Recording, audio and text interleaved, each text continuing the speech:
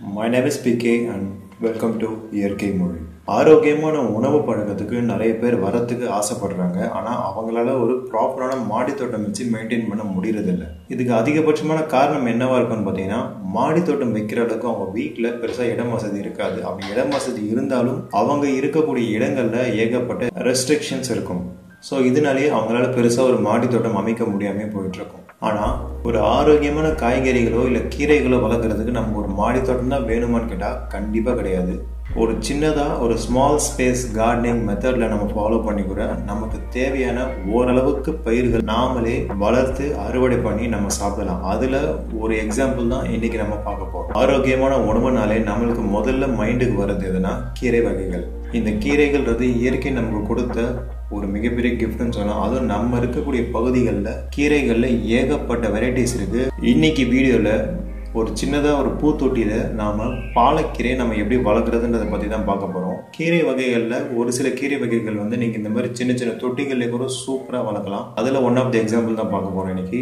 அதுக்கு ஃபர்ஸ்ட் நம்ம கீரை விதைகளை விதைச்சி அதை நாற்றாக டெவலப் பண்ணணும். பெரும்பாலும் கீரைகளை நம்ம நேரடியாக தான் விதைப்போம். பட் ஆனால் இந்த மெத்தட்க்கு அதுவும் குறிப்பாக நீங்கள் பாலக்கீரை இல்லை ஸ்விஸ் சார்ட் அப்படி இல்லை இன்னும் ஒரு சில இந்த விதைகள் பெருசாக இருக்கக்கூடிய கீரைகள் நீங்கள் வளர்க்குறீங்கன்னா நீங்கள் தாராளமாக இந்த மாதிரி நீங்கள் விதைத்தட்டில் நீங்கள் ஆரம்பிக்கலாம். பாலக்கீரை விதைகளை ஒரு 8 மணி நேரம் ஊற வச்சுட்டு அதை விதைத்தட்டில் விதைக்கலவையை ஃபில் பண்ணிட்டு ஒரு விதை குழியிலும் 3 to 4 விதைகள் நீங்கள் அதில் போட்டுட்டு மேலே இன்னும் கொஞ்சம் விதைக்கலவை போட்டு மூடிட்டு அதை அப்படியே வச்சிருங்க. கரெக்டாக ஒரு 4 to 5 நாட்கள் அந்த விதைகள்லாம் முளைக்க ஆரம்பிக்கும். அண்ட் ஒரு 15 நாளைக்கு அந்த விதை தட்டிலேயே அதை அப்படியே வளர விடுங்க. ஜென்ரலாக பாலக்கீரைன்றது விதை போட்டதுலேருந்து ஒரு 40 நாளில் அறுவடை கொடுக்கக்கூடிய ஒரு பயிர். அண்ட் இப்போ நீங்கள் டிரான்ஸ்பிளான்ட் மெத்தட் நீங்கள் ஃபாலோ பண்ண போகிறதுனால நீங்கள் டிரான்ஸ்பிளான்ட் பண்ணதுலேருந்து ஒரு 20 நாட்களே நீங்கள் தாராளமாக அறுவடை எடுக்க ஆரம்பிச்சிடலாம். ஒன்ஸ் நாற்றுக்கள்லாம் இந்த அளவுக்கு வளர்ந்ததுக்கு அப்புறமா இதை நம்ம ஒரு 8 இன்ச் பூத்தொட்டியில் இந்த கீரை வளர்க்குறதுக்கு தேவையான மண்கலவை ஃபில் பண்ணிட்டு இதில் நம்ம ஒரு நாற்றாக கேர்ஃபுல்லாக பிரித்து எடுத்து தான் நம்ம வைக்க போகிறோம்.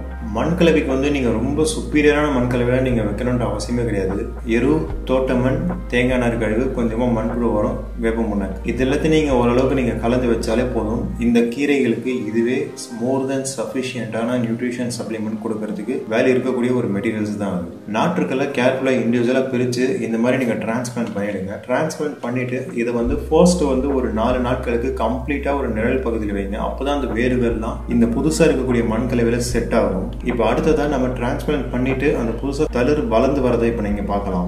இதுக்கு கரெக்டா ஒரு 6 நாட்கள் ஆச்சு. அந்த வேறு செட் ஆகுற வரைக்கும் தான் அந்த டைம் எடுக்குமே தவிர்த்துட்டு ஒன்ஸ் வேறு செட் ஆயிடுச்சுன்னா இந்த பிளான்ட் கொஞ்சம் வேகமாக வளர்ந்துடும். இப்போ அடுத்ததா டிரான்ஸ்பிளான்ட் பண்ணதுல இருந்து ஒரு 2 வாரங்கள் கழிச்சிருக்க அப்டேட் இதுதான். நீங்க பார்க்கலாம் இலைகள்ல எந்த அளவுக்கு அழகா வளர்ந்து வந்துட்டு இருக்குன்னு. நீங்க க்ரோ பேக்ல வச்சா எந்த மாதிரி வளர்ந்து வருமோ அதே மாதிரி தான் இதுலயும் வளர்ந்து வரும்.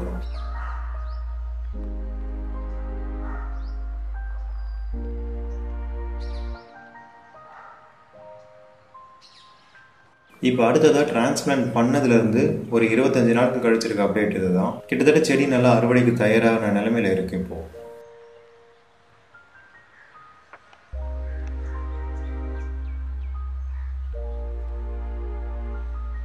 இப்போ அடுத்ததாக டிரான்ஸ்பிளான்ட் பண்ணதுலேருந்து ஒரு 35 நாட்கள் கழிச்சு நம்ம இந்த செடியிலேருந்து முதல் அறுவடை எடுத்துடலாம். பாலக்கீரையோட ஒன் ஆஃப் த மிகப்பெரிய பெனிஃபிட் என்னன்னா, நீங்கள் மற்ற கீரை வகைகள் மாதிரி ஒரே ஒரு அறுவடையோட நிப்பாட்டாமல் நீங்கள் தொடர்ச்சியாக 3 to 4 அறுவடை வரைக்கும் நீங்கள் ஈஸியாகவே எடுக்கலாம். எப்படி அறுவடை பண்ணணும்னா, நல்லா வளர்ந்து இருக்கக்கூடிய அந்த பெரிய இலைகள், அதாச்சும் வெளிப்புறமாக இருக்க அந்த பெரிய இலைகளை மட்டும் நீங்கள் ஹார்வெஸ்ட் பண்ணிவிட்டு மிடில் இருக்க அந்த சின்ன இலைகள் அப்படியே விட்டுட்டீங்கன்னா அடுத்த ஒரு 1 to 1.5 வாரங்களில் அந்த இலைகளும் நல்லா தளர்த்து பெருசாக வளர்ந்துடும்.